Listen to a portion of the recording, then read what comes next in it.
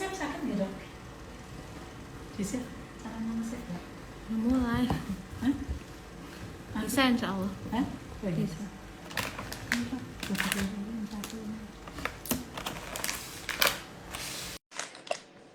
Ini dokter siapa? Diana. Ini langsung nggak pakai pembukaan dulu.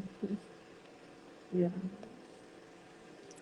Itu minta. Terserah kalau mau minta dulu.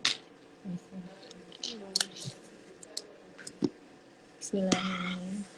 Assalamualaikum warahmatullahi wabarakatuh. Selamat siang Bapak Ibu sahabat RDI. Siang hari ini, alhamdulillah kita berkumpul dalam acara ngopi yang tentunya selalu update tema. Kali ini saya, Dr. Irin, akan mengundang dua orang. Yang pertama adalah Dr. Iriana, spesialis THT, konsultan rinologi atau konsultan hidung, selaku dokter THT di RSI Aisyah Malang. Dan yang kedua, saya akan mengundang juga Pak Zulkifli dari Radio RDI, Radio Dakwah Indonesia.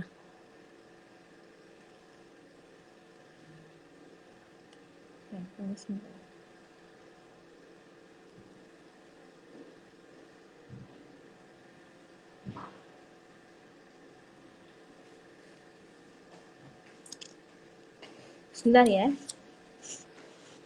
Langsung Mbak? Bisa nonton tidak Mbak layarnya? Nanti kalau sudah di itu diisi aja. Nah, ini.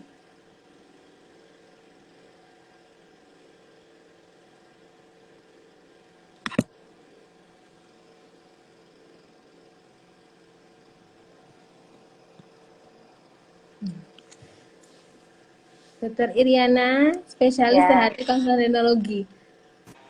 Selamat siang, dokter. Ya, assalamualaikum, dokter. Sehat, dok? Suara saya jelas ya, dok?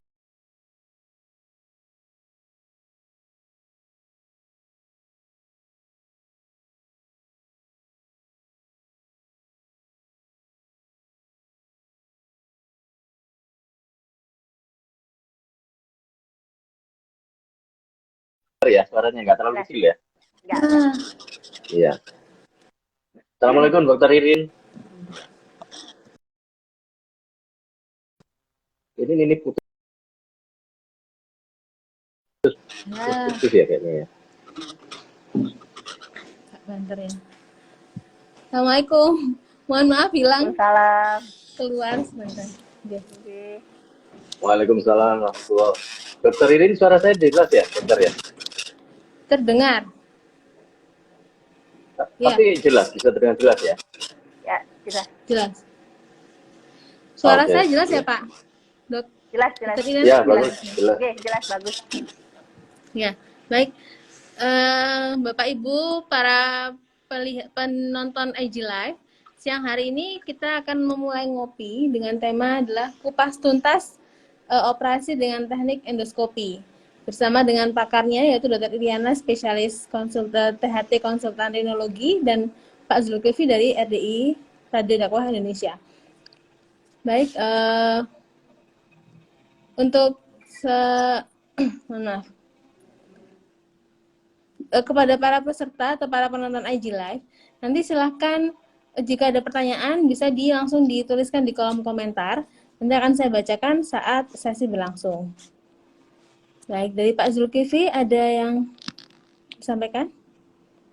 Ya, berarti nanti saya akan buka dulu karena nanti kan acara ini juga akan disiarkan di radio untuk siaran tundanya. Jadi nanti saya akan buka menyapa pendengar dan juga menyapa peserta Instagram Live ini. Kemudian nanti setelah itu setelah bikin basa-basi saya nanti akan memberikan ke Dokter Muharami untuk membuka untuk yang memulai acara ya yang dengan dokter nanti pada saat tema utamanya dengan Dokter Iriana. Jadi terus nanti mungkin kira-kira sekitar 15 menit kita jeda sejenak untuk keperluan yang di radio, tapi nanti di sininya cuma mungkin hanya beberapa detik aja. Jadi nanti diserahkan kembali ke saya nanti akan menyapa pendengar dan kita break, kemudian kita masuk lagi, melanjutkan lagi untuk ngobrol kita. Baik. Dan nanti di akhir juga begitu, nanti di akhir saya closingnya juga nanti. untuk radio. Baik, Dok. Baik, kita mulai langsung saja, ya, Oke. yang pada hari ini. Ya, Dokter. Kami Iya. mulai dengan ini, Dok. Ini kan tema kita hari. Maksudnya saya buka dulu saja, Dokter. Saya buka karena ini kan untuk keperluan yang di radio. Iya, Jadi saya akan menyapa pendengar dulu juga. Iya, ya mohon maaf ya. Oke. Radio Dakwah Islamiyah 107,7 RDF Malang, media inspirasi, menyejukkan dan mencerdaskan. Sahabat RSI juga sahabat RDI, Blaise Pascal, seorang ahli matematika dan fisika, pernah mengatakan seandainya hidung Cleopatra itu sedikit lebih pendek, seluruh muka bumi pastilah sudah berubah ya. Ya, assalamualaikum warahmatullahi wabarakatuh. Sahabat RSI juga sahabat RDI, siang hari ini kita tidak akan membahas soal hidung Cleopatra, tapi kita akan membahas soal kesehatan hidung, khususnya lagi terkait dengan operasi hidung. Karena tema kita di Ngopi atau Ngobrol Pintar bersama RSI Asia untuk edisi hari Rabu 7 September 2022 ini adalah tentang kupas tuntas operasi hidung dengan endoskopi. Bersama saya nanti ada narasumber yang sudah barengan nanti selama kurang lebih 1 jam nanti akan bersama kita. Yang pertama saya akan menyapa dulu narasumber kita. Beliau adalah dokter spesialis THT ya, ini Dr. Iryana Maharani, SPTHT, KLK, konsultan rinologi. Assalamualaikum warahmatullahi wabarakatuh, dokter. Waalaikumsalam warahmatullahi wabarakatuh, Pak. Alhamdulillah, terima kasih. Saya bisa diminta hadir di sini acara ngopi ini. Okay. Ya, bagaimana kabarnya dokter? Sehat ya dokter? Alhamdulillah sehat Pak. Alhamdulillah. Sehat. Ya, dan saya siang hari ini juga ditemani oleh host kita dari RSI Aceh Malang, ada Dr. Muharrami Rida. Assalamualaikum warahmatullahi wabarakatuh dokter. Waalaikumsalam warahmatullahi wabarakatuh. Ya, Pak. Iya, lama juga nggak ketemu ini dokter ya. Ya, saya pemain cadangan. Sehat Pak. ya dokter. Alhamdulillah. Pemain cadangan. Bisa aja nih dokter. Ya, sahabat RSI juga sahabat RDI, seperti biasa kami ingatkan untuk Anda yang nanti ingin bertanya, silahkan memanfaatkan kolom chatting yang ada di layar ya. Silahkan pertanyaannya di situ. Sedangkan untuk yang sedang menyaksikan acara ini, juga silahkan tulis Anda sedang menyaksikan di mana. Misalnya Anda sedang menyaksikan di Malang, atau di daerah mana, di Ploje, di Blimbing, atau di manapun, atau mungkin saat ini ada di luar kota, silahkan dituliskan di kolom komentar. Dan jangan lupa nanti ada tanda hati di bawah ini, nanti ditekan sebanyak-banyaknya biar muncul nih hatinya ke atas ya. Baik, temanya menarik memang, kupas tuntas operasi hidung dengan endoskopi. Nah ini tentunya banyak di antara kita yang bertanya ini ya. Kenapa operasi hidung kemudian kaitannya apa nih dengan endoskopi? Kalau yang saya pahami nih dokter, endoskopi kan terkait dengan yang saya tahu yang di perut ya, operasi untuk melihat masuk lewat pintu tenggorokan yang dimasukkan alat itu ya untuk melihat di dalam perut, yang saya pahami seperti itu. Tapi monggo kita akan mulai saja. Saya akan serahkan waktu untuk sesi yang pertama ini ke Dr. Muharrami Rida. Monggo silakan dokter. Terima kasih Pak. Dokter, kita akan mulai untuk kupas tuntas endoskopi ya dok.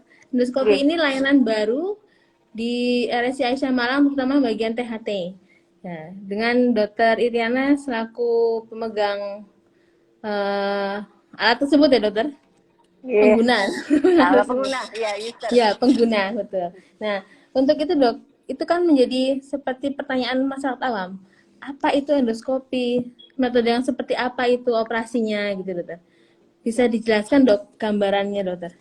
Ya, terima kasih Dokter Muharrami. Jadi alhamdulillah memang sekarang ini di RSI Aisyah sudah tersedia ya fasilitas teknologi ini.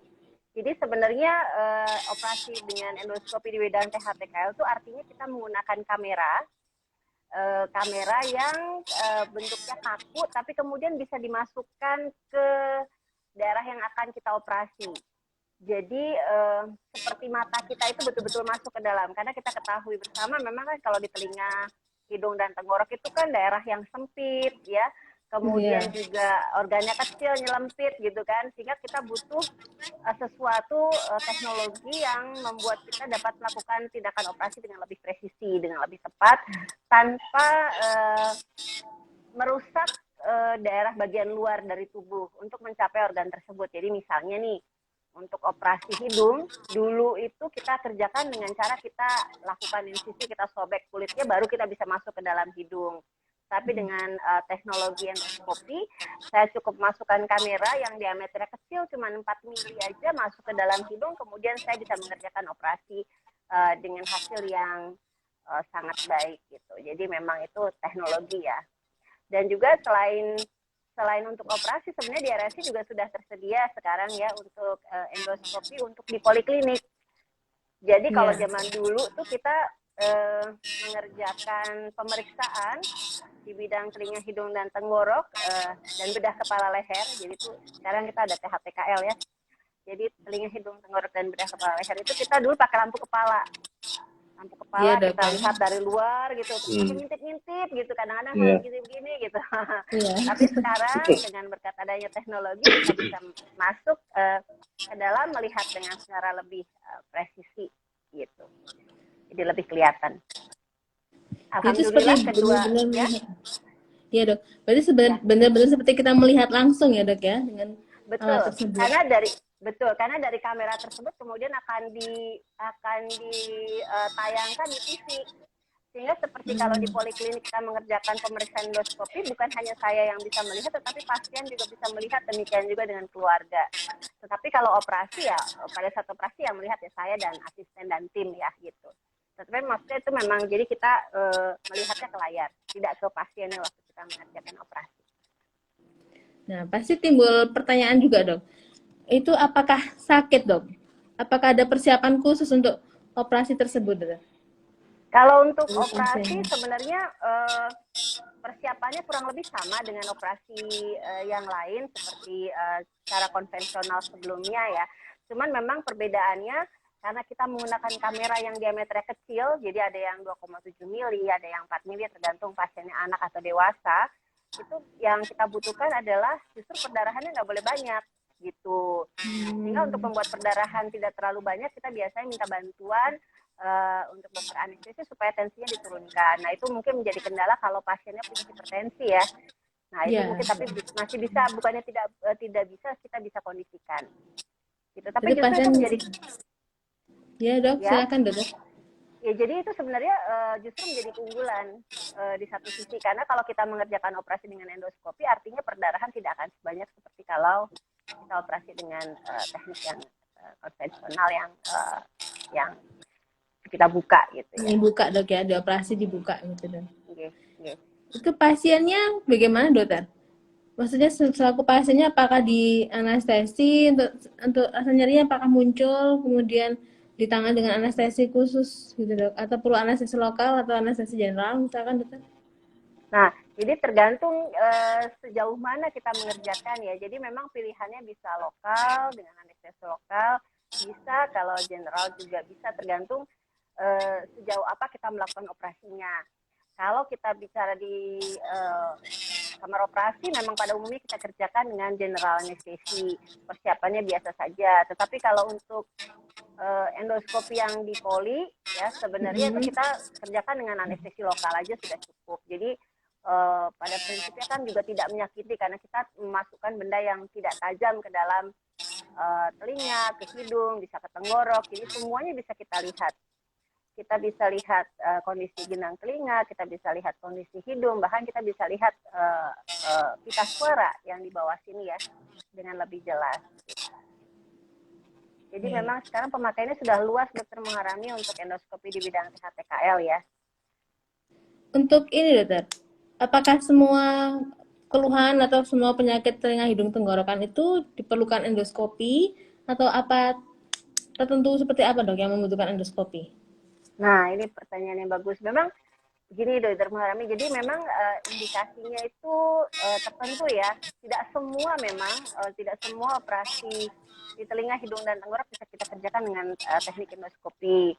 Kadang-kadang seperti contohnya di operasi telinga, di operasi hidung, bahkan tenggorok kita juga perlu buka, tergantung dari luas penyakitnya. Tapi indikasinya sendiri kalau untuk operasi-operasi dengan endoskopi sebenarnya sudah cukup luas. Seperti contohnya kalau untuk di telinga ya, kita bisa kerjakan dengan teknik endoskopi itu misalnya pada kasus di mana gendang telinganya bolong. Nah, kalau benang telinganya yang bolong itu tidak terlalu besar, bisa kita lakukan operasi penutupan membran timpani atau benang telinga dengan cara endoskopi.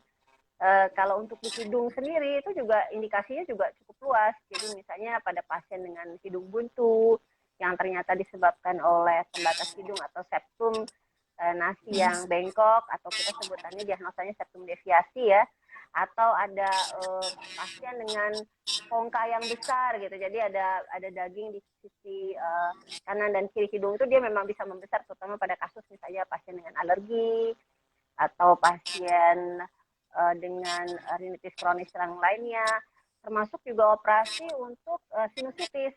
Nah, itu justru menjadi andalan untuk kita kerjakan secara endoskopi, karena memang menjadi presisi, kita bisa masuk ke dalam hanya seperlunya, di mana dia bermasalah di situ kita operasi tanpa membuat perlukaan yang luas di kulit, sehingga pada akhirnya pada saat pasien bangun itu rasanya lebih nyaman, karena kan yang saraf nyerinya banyak itu kan justru lebih banyak di kulit ya dibandingkan di mukosa. Jadi kalau untuk hidung terutama memang operasi endoskopi itu sekarang menjadi teknik andalan untuk kita kerjakan. Termasuk juga untuk kasus tumor, Dokter Muharami sekarang juga Bisa dong? kerjakan. Bisa kasus tumor, terutama tumor jinak ya, dan beberapa kasus tumor ganas itu kita bisa kerjakan. Untuk diagnostiknya juga kita biopsi ya. Kalau kita lihat hidung itu kan di dalam sekali ya, juga melibatkan ada sinus ya. Jadi kita bisa kerjakan pengambilan masanya saja tanpa perlu bongkar kulit gitu. Jadi memang teknologi canggih ya dok ya, minimal invasif istilahnya ya dok. Tanpa betul, harus minimal invasif. Bekas operasi juga nggak kelihatan ya dok. Kalau metode biasa betul. kan kelihatannya. Nah dok, Betul, ini tadi kita ya karena silakan dok lanjut. Mohon maaf ya, kalau misalnya seperti septoplasti itu kita membetulkan hidung yang bengkok itu juga kita jahit Dokter Muharami, dan itu tetap kita kerjakan dengan bantuan endoskopi, jadi nggak ada masalah sama sekali. Jadi sekian kelebihan nih dok. Ada kelebihan untuk minimal invasif, kemudian perdarahannya juga minimal ya dokter. Dan dia juga sangat presisi ya dok, karena seperti melihat di kamera persis. Nah, itu kekurangannya apa dok? Untuk pasti ada kekurangannya dok. Ya, ada kekurangannya. Ya, kekurangannya memang pasca operasi tentu saja kita ada perawatan yang lebih teliti ya, kita karena dari luar nggak kelihatan, lukanya ada di dalam, sehingga juga pasca operasi membutuhkan perawatan pasca operasi dengan endoskopi. Di poliklinik maksudnya, untuk kita cek apakah lukanya baik-baik saja, apakah penyembuhannya baik-baik saja, ada problem infeksi atau enggak gitu. Terus kemudian juga memang pada beberapa kasus itu kita mengalami kesulitan untuk mengerjakan kalau misalnya sudah terlalu luas. Nah itu jadi sekali lagi memang tidak untuk semua kasus. Semua kasus THT bisa dikerjakan dengan endoskopi, tidak. Jadi kasus-kasus tertentu dengan indikasi tertentu gitu. Tapi jika memang bisa dikerjakan secara endoskopi, maka teknik ini memang lebih superior dibandingkan dengan teknik konvensional. Tuh. Terus juga misalnya pada kasus pasien dengan hipertensi yang sulit terkontrol, tidak bisa kita turunkan tensinya, itu menjadi kesulitan pada saat kita kerjakan operasi. Ya, tapi pada umumnya selama tensinya bisa kita kontrol, dibantu dengan dokter anestesi, dengan dokter kardio, seharusnya tidak ada kendala yang bermakna. Gitu. Untuk ini dok, pasien-pasien yang sudah melaksanakan operasi dengan teknik endoskopi, nah kegiatan apa saja yang boleh dan tidak boleh dikerjakan oleh pasien tersebut selama masa evaluasi itu? Sebenarnya tergantung teknik operasi apa ya Dokter Muharami ya. Tapi kalau misalnya di hidung ya, karena saya konsultan rhinologi, jadi kalau di hidung itu pada umumnya kita minta pasien misalnya tidak mandi dengan air panas gitu. Terus tidak boleh buang ingus keras-keras. Terus juga kalau bersin harus lewat mulut. Jadi kalau kita bersin itu kan biasanya yang keluarkan lewat hidung ya. Itu diarahkan lewat mulut supaya tekanan di hidungnya tidak terlalu tinggi, sehingga pada saat kita bersin itu ada kemungkinan membuka kembali luka operasinya, mungkin begitu. Kalau untuk kita kerjakan misalnya untuk timpanoplasti untuk menutup gendang telinga yang bolong, maka ya tidak boleh ada infeksi di saluran nafas, kemudian juga pasien juga tidak boleh banyak loncat-loncat atau bergerak kepala yang ekstrim gitu. Tapi sisanya sih kurang lebih sama seperti operasi konvensional lainnya. Gitu. Ini sebenarnya kalau dokter, ya kalau saya boleh tambahkan sebenarnya penggunaannya cukup luas ya, dan alhamdulillah dengan RSI mengadakan ada endoskopi untuk operasi, diharapkan kita bisa melayani masyarakat dengan lebih baik, paripurna, dan sesuai dengan kemajuan zaman lah gitu, dokter. Ya. Baik, Dokter Muharami juga Dokter Iriana. Nanti kita akan lanjutkan lagi ngobrol kita di ngopi siang hari ini. Kita harus break sejenak.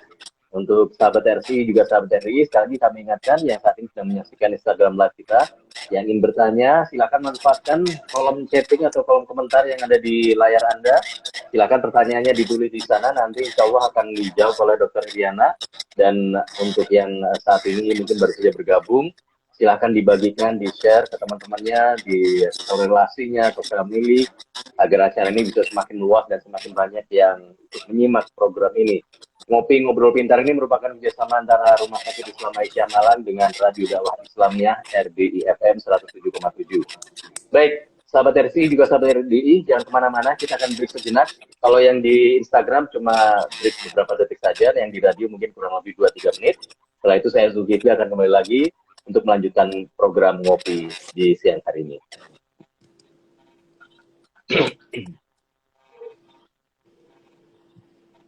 Radio Dakwah Islamiyah 107,7 RDI Malang, media inspirasi, menunjukkan dan mencerdaskan. Sahabat RDI juga sahabat RSI, kita masih ada di program Ngopi Ngobrol Pintar di edisi siang hari ini, hari Rabu tanggal 7 September 2022. Dan acara ini selain bisa disimak secara live pada saat ini, sampai nanti kurang lebih mendekati jam 2, juga bisa didengarkan siaran tundanya pada hari Selasa, tanggal 13 September insya Allah. Tanggal 13 September, jam 9 sampai jam 10 pagi di Radio Dakwah Islamiyah 107,7 FM. Jadi mungkin yang hari ini nggak sempat menyaksikan, atau barangkali nanti pada masa depan ingin juga menyebarluaskan informasi ini, khususnya buat yang nggak punya Instagram, yang nggak punya medsos. Nah, acaranya juga bisa didengarkan lewat radio sehingga semakin banyak yang bisa menyimak. Tema kita yang hari ini adalah kupas tuntas operasi hidung dengan endoskopi bersama narasumber kita Dr. Iriana Maharani, spesialis THT KLK, konsultan rhinologi, dan juga bersama host kita Dr. Muharami Rida.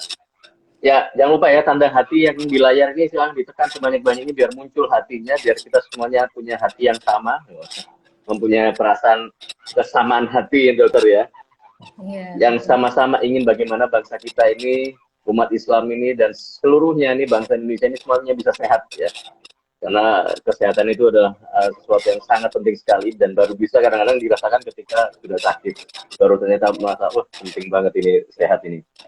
Baik, kita akan lanjutkan lagi, monggo Dokter Muharami untuk ngopi kita siang hari ini bersama Dokter Iriana. Baik. Kami juga menghimbau untuk teman-teman Bapak Ibu sahabat RDI dan RSI Aisyah untuk bertanya, mumpung ada Dokter Iriana selaku ini ahlinya rhinologi, konsultan rhinologi, dan kebetulan juga pengguna atau pemakai dari alat endoskopi tersebut. Monggo silakan isi komentar. Sudah bertanya itu dokter. Kenapa? Sudah ada yang bergabung ini. Sudah ada yang bertanya ini dokter di kolom komentar ini. Saya coba bacakan ya dari akun Sasti Wijayanti ini. Dokter, mohon info untuk kasus sinusitis yang seperti apa yang perlu dilakukan tindakan endoskopi. Oh iya. Monggo silakan dokter. Ya, baik. Saya jawab ya. Jadi sebenarnya sinusitis atau rhinosinusitis itu dibagi menjadi dua bagian besar ya. Jadi ada rhinosinusitis akut dan ada rhinosinusitis kronis. Kalau umumnya rhinosinusitis akut itu bisa sembuh dengan medikamentosa, dengan obat-obatan. Pada umumnya bisa, cuman kalau sinusitis yang akut itu sudah jatuh ke mengalami komplikasi misalnya, nah pada kasus seperti itu maka kita bisa lakukan operasi. Operasinya kita kerjakan secara endoskopi. Kemudian kasus yang lain yang kita kerjakan operasi secara endoskopi adalah rhinosinusitis kronis yang juga gagal dengan terapi obat, terapi medikamentosa atau mengalami komplikasi. Nah, kalau seperti itu sudah perlu kita kerjakan tindakan operasi gitu. Jadi memang sekarang yang kita kerjakan untuk operasi pada rhinosinusitis itu adalah kita kerjakan secara endoskopi. Namanya functional endoscopic sinus surgery. Jadi atau bedah sinus endoskopik sinus gitu. Bedah sinus endoskopik. Ya, fungsional endoscopic sinus surgery namanya. Berarti untuk kasus yang sinusitis gagal pengobatan dengan obat ya, Dok? Gagal pengobatan dengan oral, medikamentosa, sehingga pilihannya adalah operasi. Operasi berarti pasien bisa memilih metodenya apakah endoskopi atau metode bedah biasa gitu, Dok ya? Ya, sebenarnya ada pilihan tanpa endoskopi, tetapi sekali lagi memang kalau dilihat dari angka keberhasilannya, presisinya, kenyamanan pasien, memang untuk operasi hidung dan sinus menggunakan endoskop itu jauh lebih superior gitu. Selain dia presisi, menjadi lebih aman, kemudian dan kita tetap bisa mempertahankan fungsi dari hidung dan sinus gitu. Jadi kita nggak dibabat semuanya, tapi betul-betul hanya di daerah yang bermasalah di situ yang kita tangani. Gitu. Untuk selanjutnya, Dokter, untuk layanan yang canggih ini, Dokter, apakah ini mungkin pertanyaan yang sangat banyak ditanyakan oleh orang-orang di luar karena ini kan teknologi canggih ya, Dok. Endoskopi teknologi canggih, otomatis biayanya juga cukup besar ya, Dok. Nah, apakah ini bisa ditanggung oleh BPJS, Dok? Alhamdulillah bisa ya. Jadi kita memang bisa kita kerjakan dengan BPJS, 100% ditanggung oleh JKN, kemudian sampai ke pemeriksaan persiapannya juga ditanggung karena kita untuk melakukan operasi endoskopi terutama di daerah hidung dan sinus paranasalis itu kita perlu CT scan, itu juga ditanggung, jadi tidak ada masalah pelayanannya dengan menggunakan BPJS. Dokternya sama, alatnya sama, obatnya sama, jadi nggak ada masalah. Untuk teknik ini, Dokter, untuk kewaspadaan apa yang perlu dipersiapkan atau yang perlu diwaspadai untuk tindakan endoskopi ini apa, Dok? Yang perlu diwaspadai untuk maksudnya resiko yang bisa terjadi begitu ya? Ya, betul, Dok. Kalau resiko yang bisa terjadi tergantung Dokter Muharami operasinya kita kerjakan di mana dan operasi apa. Jadi sebenarnya resikonya kurang lebih sama saja seperti kalau kita kerjakan secara konvensional. Cuman angka kejadiannya menjadi lebih kecil karena kita menggunakan endoskopi. Misalnya pada kita mengkoreksi septum ya, mengkoreksi septum yang bengkok itu bisa kita kerjakan pakai lampu kepala. Tetapi resiko dia menjadi perlengketan, resiko ada perdarahan, resiko bahkan resiko sampai komplikasi kita salah jalan dan lain sebagainya itu menjadi jauh lebih kecil dibandingkan kalau kita menggunakan teknik endoskopi dibandingkan konvensional gitu. Resikonya sih sebenarnya kalau di tangan dokter yang terlatih sih insya Allah tidak lebih signifikan dibandingkan dengan teknik konvensional, bahkan sangat membantu kita mencapai hasil yang maksimal ya.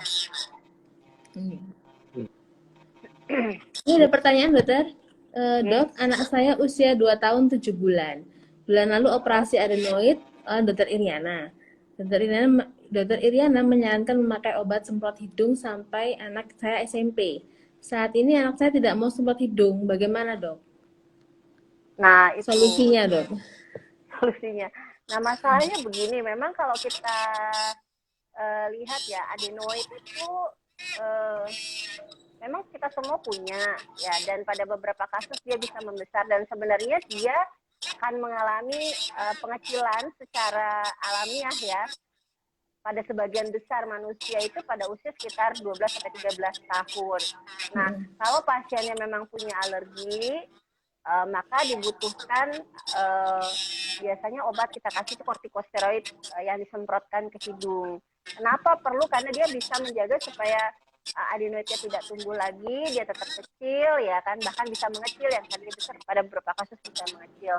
Nah, kalau misalnya memang tidak mau, mungkin mesti kita telaah mengapa tidak mau. Apakah karena kan anaknya masih kecil ya Bu ya, mungkin apakah si anak belum paham, mungkin pentingnya apa, atau kita mungkin perlu sebagai orang tua mencari cara untuk diselimur begitu ya Bu ya, mungkin karena memang kalau untuk alternatif lain untuk menahan supaya si adenoidnya nggak besar lagi itu memang untuk obat tidak ada selain kortikosteroid semprot hidung gitu. Terus kalau misalnya memang tidak mau, konsekuensinya adalah dia bisa membesar lagi dan akhirnya bisa memerlukan operasi lagi. Jadi memang ya itu Bu, sayangnya itu adalah obat semprot hidung itu memang obat yang paling baik saat ini untuk menahan pertumbuhan kembali dari adenoid. Jadi adenoid itu amandel di belakang hidung, beda dengan amandel yang di tenggorok. Jadi dia memang di belakang hidung. Kita semua punya, mestinya nggak besar, tapi pada beberapa individu memang di akhir ukurannya menjadi besar. Akan besar marahnya. Harus dok ya, pinter-pinternya ibu untuk merayu dok, karena itu salah satu. Iya. Obat. Iya, tapi memang kesulitannya, karena anaknya juga masih 2 tahun 7 bulan ya, memang itu kesulitannya di situ ya, memang ya anak usia segitu kan kita ajak ngomong juga belum bisa gitu kan, mau dikasih pengertian juga rumit gitu kan, gimana cara ngomongnya. Inggris ya. Iya betul. Mungkin begitu. Ada lagi dok pertanyaan masuk dari Nugraha Nitya. Dokter, saya hipertrofi konka, sudah memakai nasal spray, tapi masih sering buntu. Apa yang harus dilakukan untuk mengurangi keluhan tersebut dok? Ya, terima kasih pertanyaannya, ini dari Nugraha Nitya ya. Jadi memang kalau kita lihat nasal spray itu harus dilihat ya, yang dispraykan itu apa. Karena kalau kita lihat obat semprot hidung itu macam-macam.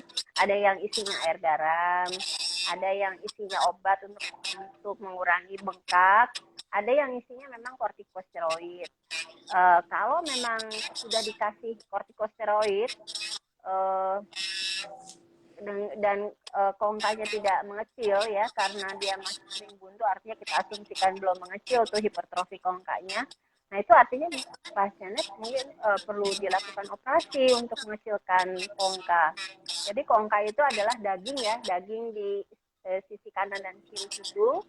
Memang dia tugasnya itu banyak ya, dia untuk menghangatkan udara masuk, dia bagian dari sistem pertahanan tubuh karena udara yang masuk akan disaring, yang kering dilembabkan, yang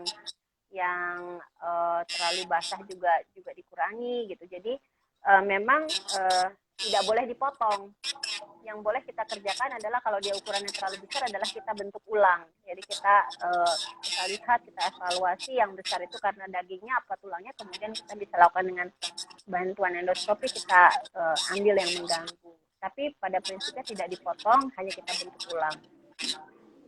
Namanya turbinoplasti dan sangat bisa dikerjakan dengan endoskopi. Dan hasilnya juga sangat baik sejauh ini yang saya kerjakan. Alhamdulillah. Nggak ada kemungkinan untuk kambuh dok? Kalau selama, jadi kenapa kongka itu bisa besar? Karena pasti ada, kita sebutnya rinitis ya, jadi ada inflamasi yang mendasari. PR-nya tentu saja habis itu tetap harus mengontrol si inflamasi di hidungnya. Jadi rinitisnya yang harus tetap kita kontrol. Karena kan kongkanya masih ada gitu. Tapi hasilnya kalau kita bisa kontrol rinitisnya, harusnya nggak membesar lagi. Gitu. Karena kan bagaimanapun juga hidung itu kan dilewati udara bernafas ya, dan udara nafas itu kan harusnya tidak terbuntu. Kita harusnya dapat udara cukup gitu kan, tanpa upaya, tanpa terasa gitu kan, harusnya nggak terasa itu otomatis. Dan juga harusnya tidak sampai mengganggu tidur. Nah itu kadang-kadang kalau kongkanya sudah besar sekali sampai tidur pun bisa terganggu. Iya, sebentar ya dok, ini terputus nih. Iya.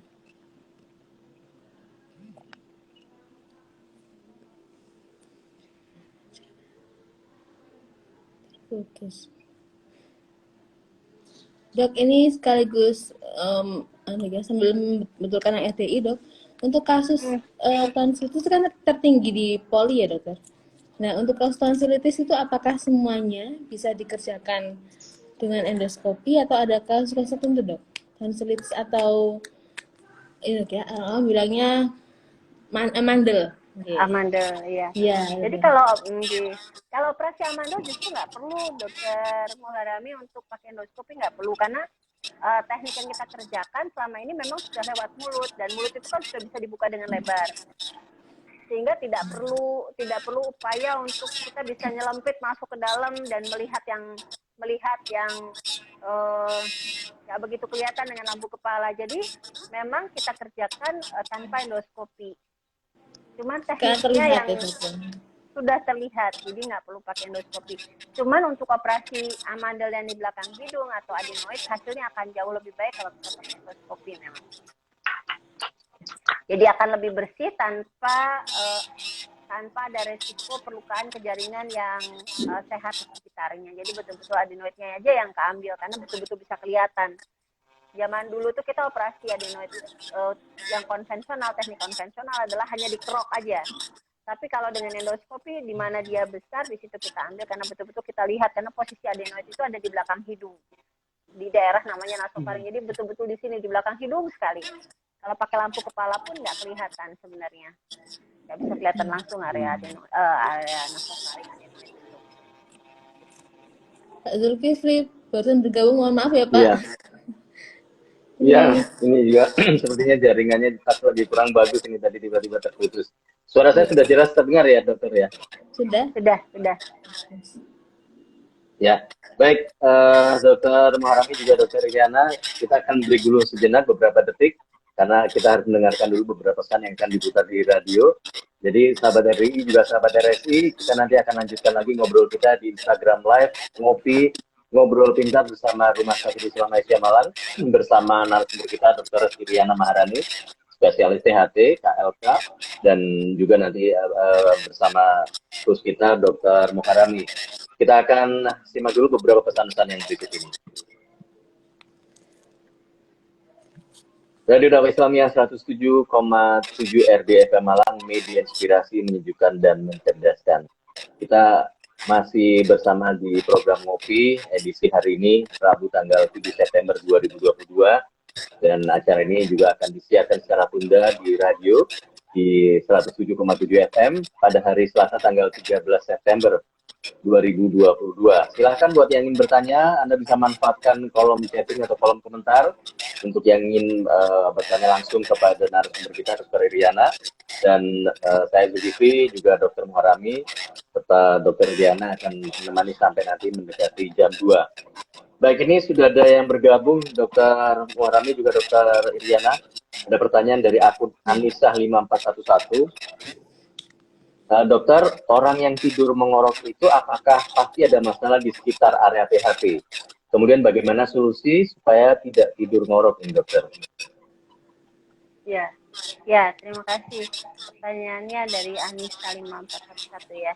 Jadi kalau kita bernafas itu pada prinsipnya ya, harusnya memang tidak ada bunyi, tidak ada rasa, otomatis kalau kita sampai merasakan sadar bahwa kita sedang menarik nafas dan mengeluarkan nafas itu secara dalam jangka waktu panjang, nah itu artinya mungkin ada masalah ya. Nah, ngorok sendiri artinya udara itu dilewatkan pada daerah yang sempit, di daerah bagian atas, saluran nafas bagian atas, sehingga akhirnya dia berbunyi rok. Nah, itu harus kita lihat apakah pasti ada masalah di sekitar daerah THT, artinya ada penyempitan di daerah saluran nafas bagian atas. Sebelah mana? Nah, itu bisa levelnya macam-macam, mulai dari hidung, mulai dari pangkal lidah, mulai sampai tenggorok di sini. Jadi penyebabnya macam-macam. Jadi misalnya bongkah yang besar juga bisa membuntu, jadi menyempitkan saluran nafas kan, akhirnya berbunyi. Demikian juga septum pembatas hidung yang bengkok juga menyempitkan saluran nafas, akhirnya bisa berbunyi. Termasuk juga kalau kita bobotnya terlalu besar, mohon maaf. Jadi kalau misalnya kita bobotnya besar, itu artinya tenggorok juga akan terisi lemak sehingga akhirnya lebih sempit, lidah lebih besar, sehingga pada saat tidur lidah jatuh ke belakang dan menyempitkan saluran nafas sehingga pada saat bernafas akhirnya juga bunyi pada saat tidur. Nah, apakah semua ngorok itu berbahaya? Tidak semua, karena bisa jadi dia, yang penting adalah selama tidur pasien tetap dapat suplai oksigen yang cukup dan pasien tidak sampai terganggu. Ngorok berbahaya itu kalau sampai pasiennya bangun karena oksigen nggak sampai ke otak. Itu artinya sumbatannya cukup signifikan. Nah, kalau situasi itu terjadi, kita sebut sebagai diagnosanya adalah obstructive sleep apnea syndrome. Nah, itu berarti pasien jelas butuh bantuan. Terus bagaimana kalau ada OSAS? Kita cari dulu buntunya itu, sempitnya itu di mana? Apakah di hidung, apakah di tenggorok, apakah di bawah? Kita cari dan penyebabnya apa. Jadi solusinya memang bermacam-macam kalau untuk ngorok yang sampai membuntu gitu ya. Jadi bisa mulai dari operasi sampai nurunin berat badan yang paling sederhana. Terus yaitu, jadi solusi agar tidak tidur ngorok kita harus telaah dulu. Sempitnya di mana, penyebabnya apa. Gitu. Tapi yang paling sederhana adalah melihat apakah bobotnya besar atau tidak, ideal atau tidak. Itu yang paling sederhana. Kadang-kadang struktur rahang juga sangat berpengaruh ya. Kalau kita lihat ini kan kita rahang ini kan ada garisnya ya, ada bentuknya ya. Ada individu tertentu yang memang rahangnya kecil misalnya.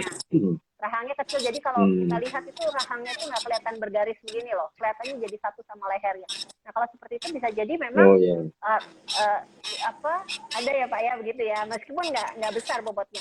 Tapi kalau itu artinya lidahnya pada saat tidur itu tidak tersangga dengan baik. Jadi itu juga bisa pasien bobotnya bagus, tapi tetap lidahnya nggak tersangga karena struktur rahangnya sendiri yang tidak ideal. Jadi saran saya untuk Anissa, sudah periksa saja biar kami yang evaluasi nanti. Kira-kira apakah ini bermasalah atau tidak ngoroknya, terus bagaimana solusinya. Gitu.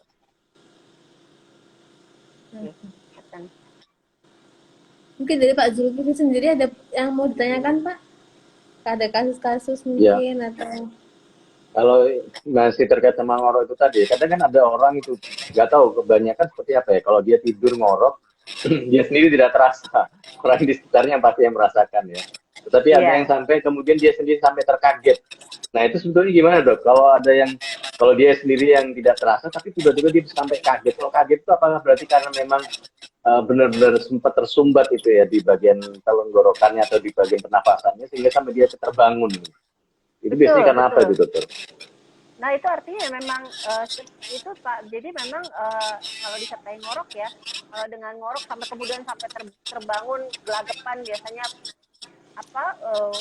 berusaha menarik nafas gitu ya, berarti memang ada episode di mana pasien ini berhenti bernafas pada saat tidur.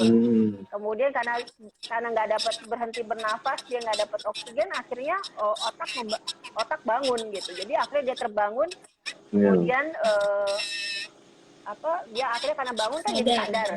Jadi lidahnya bisa diposisikan, bisa narik nafas effortnya lebih gitu.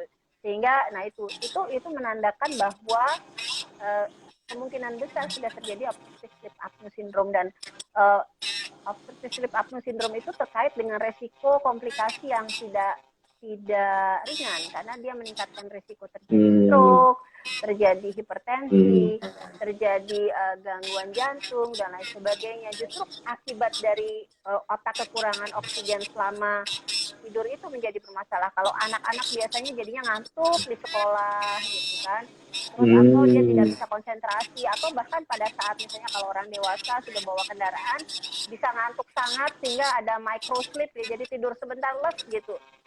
Terus saat bangun lagi, nah itu kan bisa meningkatkan resiko terjadinya kecelakaan lalu lintas. Nah itu Mbak. Jadi konsekuensinya jadi panjang karena tidurnya kualitasnya kurang karena ada obstruksi, ada buntu ya. Nah untuk cerita-cerita ngorok ini, kasus ngorok ini kan sering sekali mengganggu ya Dok ya sebenarnya. Nah itu kapan, maksudnya kasus ngorok itu kapan kita harus aware, itu harus dibawa ke dokter, itu dioperasi atau diobatin, itu kapan Dok kita harus aware? Ya, jadi kalau ngorok sebenarnya itu kalau mau gampang ya, kalau ngorok udah langsung periksa aja. Tapi kalau kita mau lebih presisi, yang ngorok yang disertai dengan episode bangun, dan itu bisa terjadi pada anak-anak, bisa terjadi pada dewasa, pada orang tua, pada orang muda, pada orang yang bobotnya lebih, ada pada orang yang bobotnya normal atau kurang, itu juga bisa. Jadi karena memang penyebabnya itu bermacam-macam, bervariasi, mulai dari hipertrofi adenoid tadi yang besar, ya itu jadi penyebabnya banyak ya, mulai obesitas, hipertrofi kongkas, septum deviasi, laringofaring reflux, jadi penyebabnya banyak. Tapi lebih baik kalau mau aman begitu ngorok mending kita aja, biar kita bisa tentukan apakah ini berbahaya atau tidak. Baik. Ya.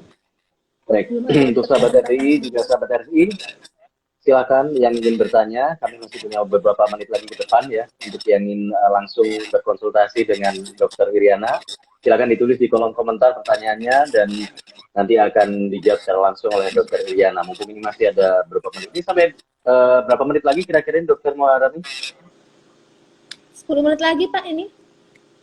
Ya, masih ada 10 menit ya. Monggo silakan yang lain, kami tunggu pertanyaannya. Monggo silakan Dr. Muharrami. Ya. Dr. Iriana ini salah satu dokter THT Pak di RSI Aisyah Malang, yang beliau itu berpraktek seminggu 3 kali ya Dok? Ya. Di hari Senin, kemudian hari Rabu dan Jumat. Sore. Ya, pada jam 3 sampai jam 6 sore. Jadi pasien-pasien yang ingin berobat, ingin berkonsultasi kepada beliau, silakan datang pada jadwal jam tersebut. Ini untuk alat endoskopinya sudah berapa lama ini ya, alat yang baru ini dokter? Kalau untuk yang di poli sih sebenarnya sudah lama ya, Pak. Itu juga sebenarnya kita juga endoskopi itu untuk yang di OKA sebenarnya juga sudah lama. Cuman kita dapat alat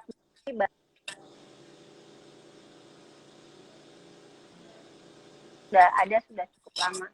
Sudah dari untuk endoskopi di kamar operasi itu sudah ada mungkin sekitar mungkin 5 tahunan ya, tapi itu kemudian rusak, jadi sempat terhenti operasi endoskopinya. Terus sekarang alhamdulillah RSI Aisyah bisa menyediakan lagi, jadi sekarang ada lagi, tapi sebenarnya udah lama. Kalau untuk yang di poli juga di poli itu sudah ada dari tahun lalu. Cuman memang usernya hanya saya untuk yang di poli. Iya. Ada pertanyaan lagi? Ya, silakan yang lain kita masih tunggu.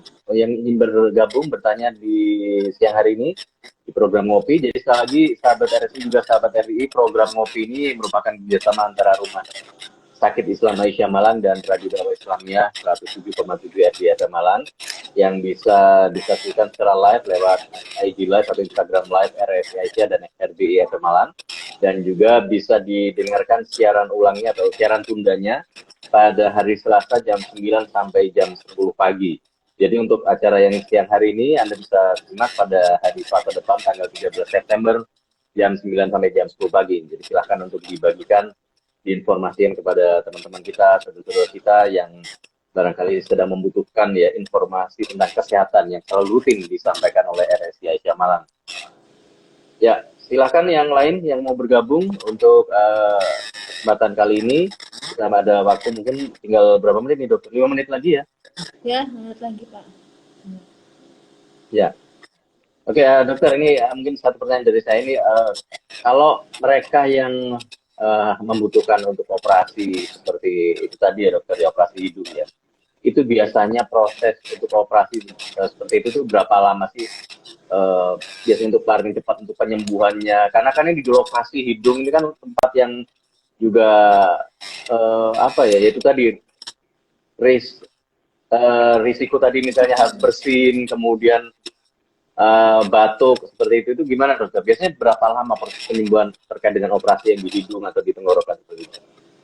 Kalau untuk operasi yang di hidung, kalau misalnya tidak sampai membuka ke area sinus, sebenarnya seminggu aja udah enak Pak. Jadi biasanya 1 minggu pertama pasca operasi itu yang rasanya paling nggak enak, karena kemudian ya seperti biasa karena kan hidungnya kan kita bongkar ya, kemudian pasti ada bengkak-bengkak dan itu butuh waktu untuk betul-betul enak itu sekitar 1 minggu sampai 2 minggu, tapi habis itu sudah biasa lagi.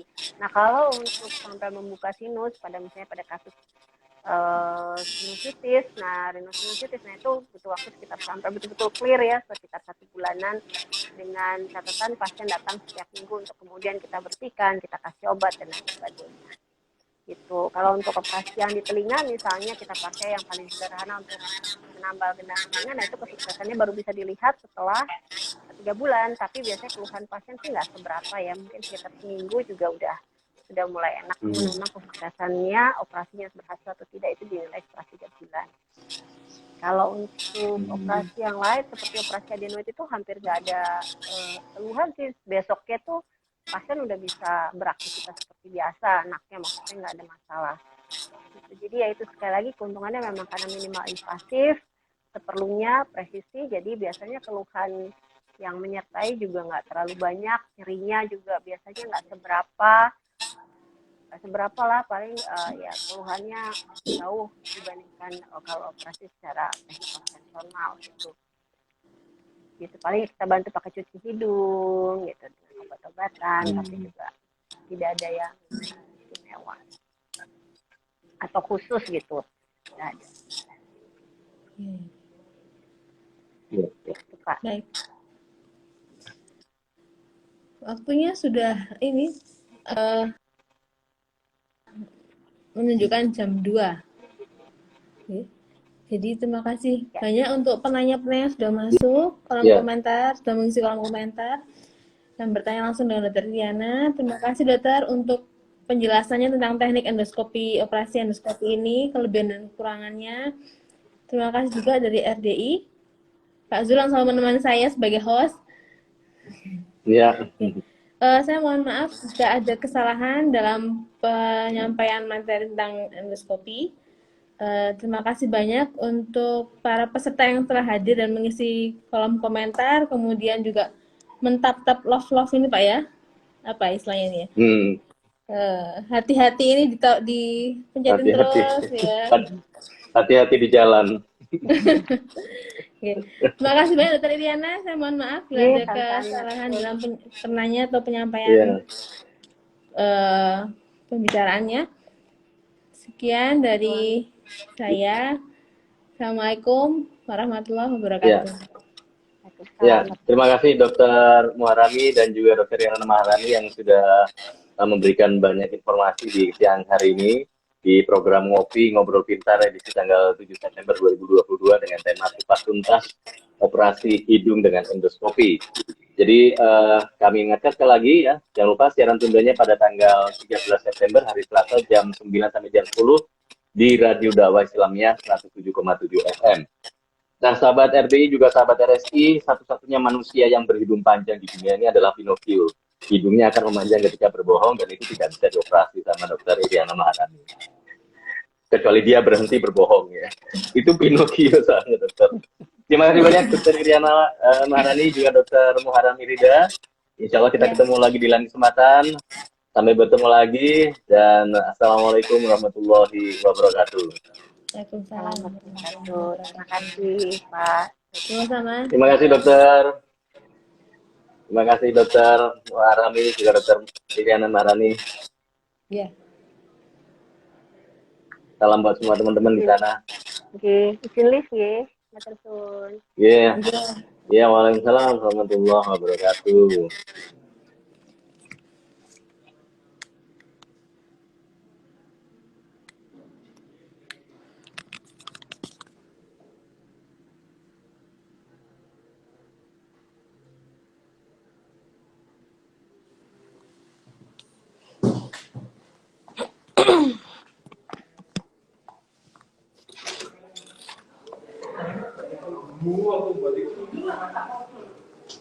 Enggak,